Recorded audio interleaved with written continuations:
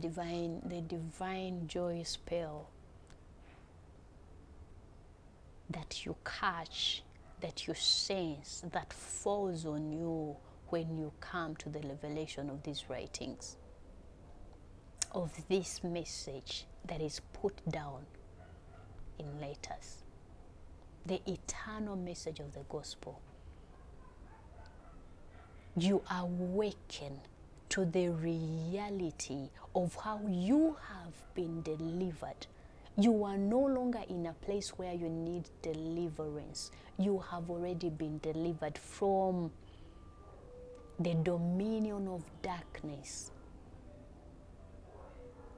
This is not something, the Father is not telling you, you know what, I'm planning to do this, I'm planning to deliver you. The tenses is the past tense. He has already done it.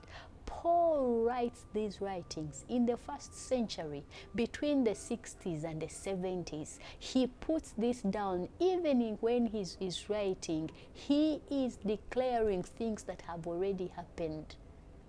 So even to the people who are going to read this in the 1st century, he discloses unto them, this is already done. Guess what, you today, who is in this century, more than 2,000 years ago, you are still attributing yourself as someone to a place, to you being in a place that you need deliverance?